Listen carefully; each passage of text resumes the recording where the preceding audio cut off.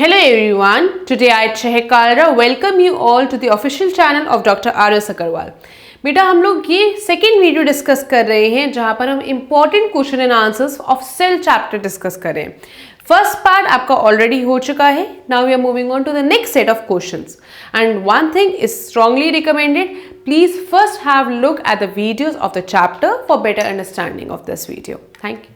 Moving here, the first question for this video, discuss composition of nucleus. आप लोगों को बताया गया था कि सेल के अंदर होता है न्यूक्लियस, न्यूक्लियस के अंदर होता है थ्रेड लाइक मटेरियल और पहले वो थ्रेड कैसे होता है, गुच्छा टाइप होता है, एक दूसरे के अंदर ना इंटैंगल्ड होता है कुछ इस तरीके से, ठीक है. इसको हम बोलते हैं chromatin material. Fine.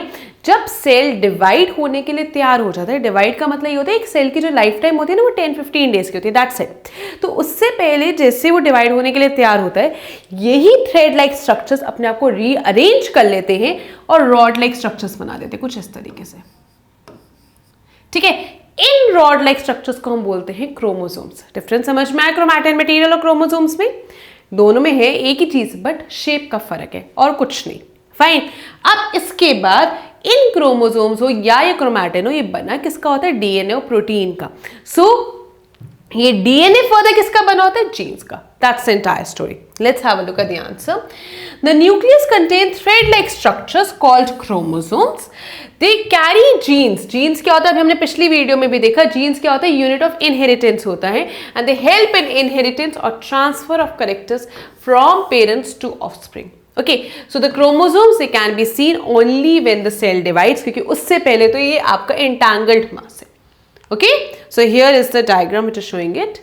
Nucleus, in addition to its role in inheritance, it act as control center of activity. Control center का मतलब क्या है कि वही है जो डिसाइड करेगा कि कैसे सेल आगे फंक्शन करेगा.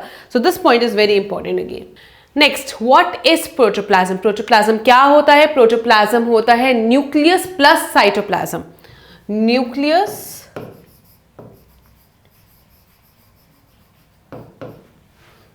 Plus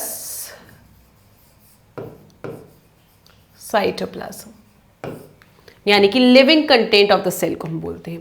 the entire content of living cell is known as protoplasm. It includes your cytoplasm and nucleus. Next, difference between prokaryotes and eukaryotes. Prokaryotes वो होते हैं जिनके पास वेल डिफाइंड न्यूक्लियर मेम्ब्रेन नहीं होती है और यूकैरियोट्स वो होते हैं जिनके पास वेल डिफाइंड न्यूक्लियर मेम्ब्रेन होती है. अब why only nuclear membrane, restrict वहीं पे क्यों करना, सेल ऑर्गेनेल्स तक भी ले जाओ. Poorly defined cell organelles, well defined cell organelles. Cell organelles होता क्या है, वो छोटे छोटे स्ट्रक्चर्स जो साइटोप्लाज्म में सस्पेंडेड होते हैं बट उनका काम बहुत इंपॉर्टेंट होते हैं. ठीक है. थर्ड क्या होता है, अगर वो प्रोकैरियोटिक है तो लाइफ टाइम कम होगी क्योंकि एफिशिएंसी कम हो जाएगी, क्योंकि मेम्ब्रेन नहीं है तो कोई भी चीज अंदर बाहर हो सकती है तो एफिशिएंसी कम हो जाएगी. और जनरली प्रिमिटिव ऑर्गेनिजम्स में देखने को मिलता है. ऑपोजिट चीज आप किस में लिखेंगे, यूकैरियोटिक में. Let's have a look at the answer now. Here are the points. First one, most prokaryotes are unicellular. Again efficiency नहीं होगी तो यूनिसेल्युलर में चला जाएगा. Most eukaryotes are multicellular. Unicellular का मतलब वन सेल, मल्टीसेल्युलर का मतलब एक से ज्यादा सेल.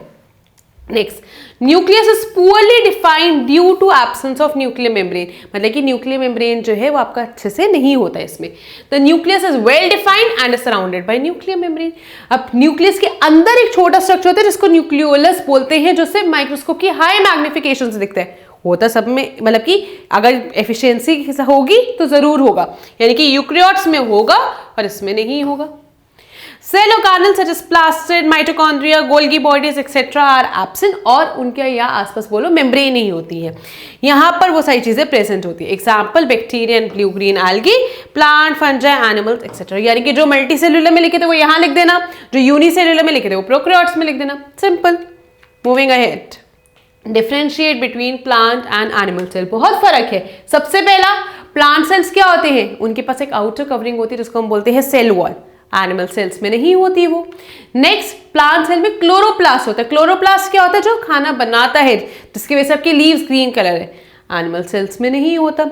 देन प्लांट सेल्स के पास जो वैक्यूल होते हैं वो सबसे बड़ा होता है जिसको टर्जिडिटी देता है, और एनिमल सेल्स में छोटे छोटे वैक्यूल होते हैं और ना भी कोई वो, दैट्स नॉट इंपॉर्टेंट. सो ये आपकी मेजर डिफरेंसेस है. Let's have a look now. First is they have cell wall, they don't have cell wall. They have chloroplast, they don't have this. They do not have centriole, it is present. Cell division के लिए होता है basically. Vacuole बड़ा है और centre में है, और इसी रीजन की वजह से न्यूक्लियस जो है वो साइड पे हो जाता है. ये दोनों पॉइंट्स इंटरकनेक्टेड है. यहाँ पर वैक्यूल छोटा और न्यूक्लियस सेंटर में है. Fine. So this is again an important question from examination point of view. Next, differentiate between cell wall and plasma membrane.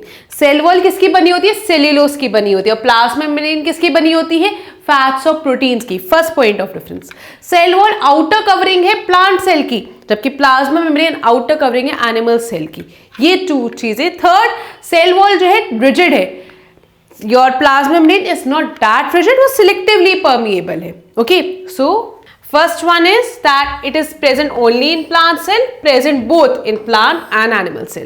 Next, composed of cellulose, जिसका काम है structural strength देना plant cell को. यहाँ पर क्या है? Made up of proteins and lipids. It either allows or permits entry and exit of some material. सबको नहीं अंदर बाहर आने देता, कुछ को ही अंदर बाहर आने देता है. Right function of vacuole in animal cell, right function of nucleolus.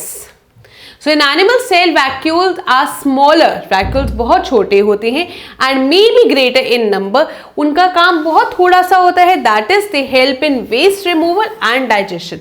हमारे पास इनके सब्स्टिट्यूट्स भी है, इसलिए इनका छोटा मतलब ज़्यादा ना होना ये हमारे लिए प्रॉब्लमैटिक नहीं है.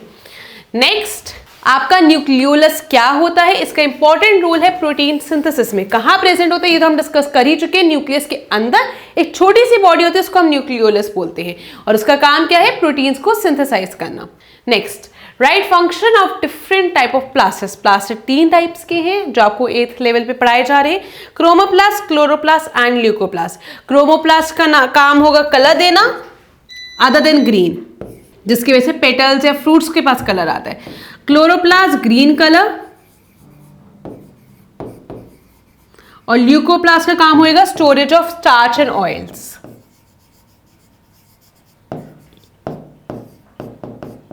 Okay, so let's have a look. Plastids with green colored photosynthetic pigment, that is chlorophyll, they are called as chloroplasts. They are also called as kitchen of plant cell. 1 marker में पूछ लिया जाता है. Next, leucoplasts are colorless plastids and store food in form of starch and fat. Oils और fats में एक ही बात हो गई. Plastid with pigment other than green, they are called as chromoplasts. These give the flower and fruits their bright colors, which attracts insects and animals for pollination. Next, what are main functional regions of cell? Explain. Cell के functional regions क्या होंगे? Cytoplasm, then you have cell membrane and nucleus. और तीनों के बारे में हमें थोड़ा आइडिया है. Cell membrane selectively permeable membrane है. Cytoplasm jelly like सब्सटेंस है या फ्लूइड लाइक सब्सटेंस है, और न्यूक्लियस एक कंट्रोल सेंटर है सेल का जो ऑर्डर देगा कि ऐसे सेल आपका वर्क करेगा. So main functional reasons of cell are plasma membrane. It is a membrane which makes a outer boundary. It is very thin, delicate and selectively permeable. Cytoplasm viscous. Viscous का मतलब है कि जैसे हनी जो होती है वो विस्कस होती है, मतलब ज्यादा मूवेबल टाइप नहीं है. जेली लाइक स्ट्रक्चर के लिए हम यूज करते हैं. Transparent jelly like substance of the cell. It contains cell organelle. Cell organelle का मतलब छोटे छोटे पार्ट्स होते हैं इसमें, और जो फंक्शनल होते हैं. Nucleus, it controls the working of cell. It is dense oval body lying in the protoplasm of the cell. और प्रोटोप्लाज्म क्या होता है हम ऑलरेडी डिस्कस कर चुके हैं. Living content of the cell. Which organism is more efficient in its working or functioning, unicellular or multicellular? Obviously multicellular, क्योंकि वहां पे काम डिवाइड होता है. अगर मैं आपको ही बोलूं कि आप सारा काम करो तो आप ऑब्वियसली आपकी एफिशिएंसी क्या होगी? किसी में आपका बहुत अच्छा होगा, किसी में नहीं होगा. लेकिन अगर मैं आपको बोलूं सिर्फ एक ही काम करो, परफेक्शन भी आएगी, टाइमली भी खत्म होगा, सारी चीजें होंगी. So obviously multicellular organism are more efficient. So multicellular organisms are more efficient in its functioning because labor is divided, काम divided in the cell and have the great capacity to survive than unicellular. Next, with the help of diagram, explain difference between plant and animal cell. So difference में आपको दिखाना है, जैसे यहाँ difference बोला उसने, draw diagram तो बोला ही है, लेकिन कुछ इस तरीके से जिससे आपको differences clear हो जाए. तो यहाँ न्यूक्लियस सेंटर में है, यहाँ पे आपके इधर हो गया है, स्लाइटली शिफ्ट हो गया है. यहाँ पर साइटोप्लाज्म ऑल ओवर यहाँ पे ऐसे, उसमें तो खैर कोई डिफरेंस नहीं है। यहाँ पर सेल मेम्ब्रेन है तो यहाँ पर आउटर कवरिंग के लिए सेल वॉल है।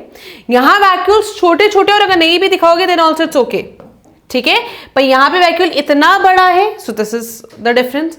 नेक्स्ट यहाँ पर ग्रीन कलर प्लास्टिड्स बहुत सारे, जिसको हम बोलते हैं क्लोरोप्लास्ट, और इसमें एब्सेंट है। सो this is the answer of it. So with respect to this, we wind up all the important Q&A of chapter Cell, Structure and Function. If you have any doubts, you may let me know in the chat section. Thank you.